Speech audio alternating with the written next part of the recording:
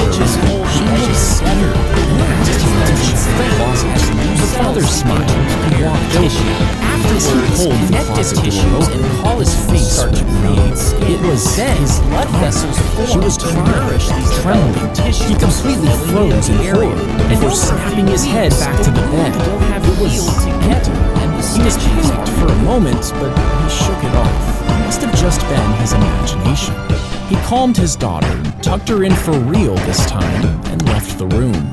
The dark room settled for a moment, but then the closet door slowly creaked open. They set up a baby monitor to keep an eye on their daughter, because recently they had noticed open drawers and crooked window blinds, things that made them uneasy. The camera was a way to make sure nothing odd was happening.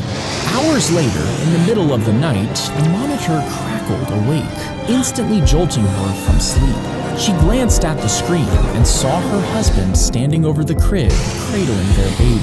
She felt relieved until she realized her husband was lying right next to her. Panic surged as she grabbed a baseball bat and bolted into the nursery. She turned on the light and her husband spun around, startled, clutching their baby. If this was her husband, then who was in her bed?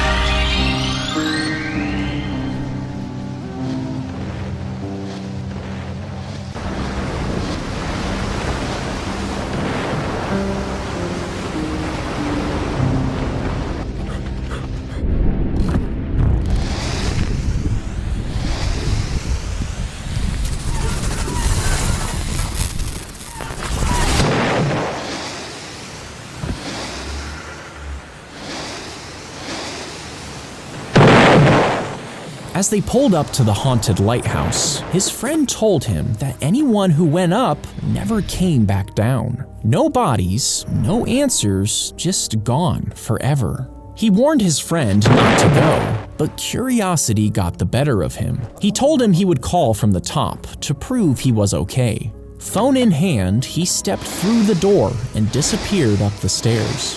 The climb was long, but at the top, there was nothing, really. Just a quiet room and an ocean view. Not scary at all. He pulled out his phone, but there was no service. And that's when he noticed it. A small room off to the side. In it was an old rotary phone, still connected. He picked it up and called his friend, and let him know he was speaking from an old phone he found in this cool room.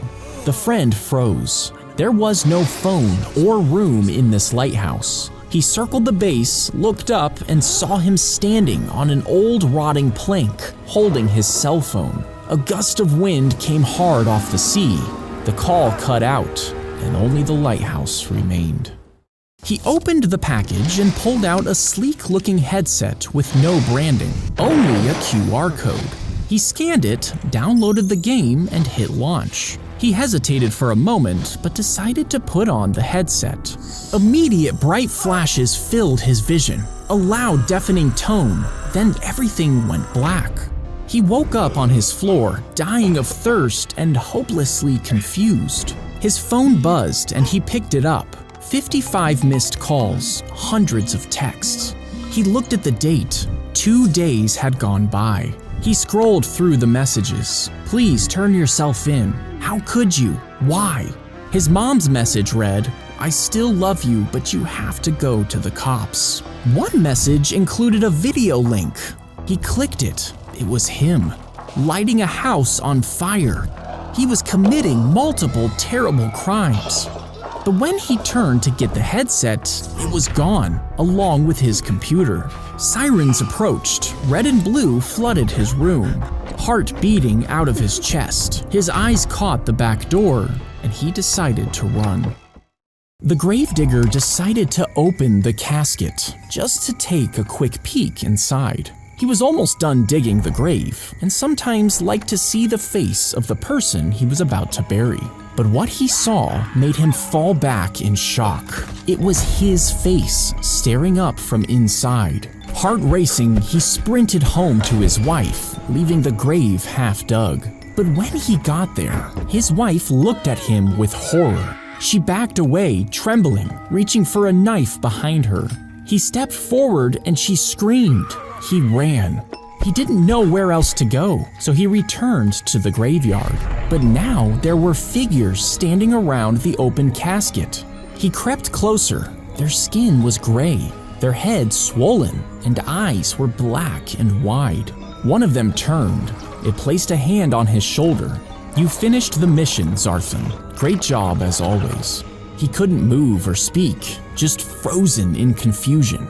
The figure sighed. You poor thing. You've been down here too long. She reached up and touched his cheek, slowly peeling, revealing the truth. His skin came away like fabric, and beneath it, he's one of them. He got into his time machine and set the dial for ancient Rome. It landed with a loud crack. As it opened, he stepped out. And as the dust cleared, he realized he was right in the middle of a Roman army. A soldier grabbed his arm, but he managed to pull out of his grasp, leaving behind his watch. He ran back as a spear whizzed past his head. He punched his return coordinates. The machine landed in silence. As it opened, he saw nothing but gray skies and dead trees. Behind him was a city in ruins. A massive statue was half buried in the ash. It was an emperor, with one arm reaching out of the ground, and on the wrist was a watch. His watch. In the street ahead, he saw a crushed warhead casing, with his watch etched into its side. You see, the soldier had kept it that day. Roman engineers took it apart. They studied its gears, its strange metals, its hidden power. They cracked the battery. They discovered energy, built machines, and forged weapons far beyond their time. They advanced too far, too fast. He ran to the machine to go retrieve the watch, but the spear had torn a massive hole, meaning he was stuck in a timeline that never should have existed, all because of his watch. There was a staircase in the middle of the village that led straight into the sky, with no end in sight.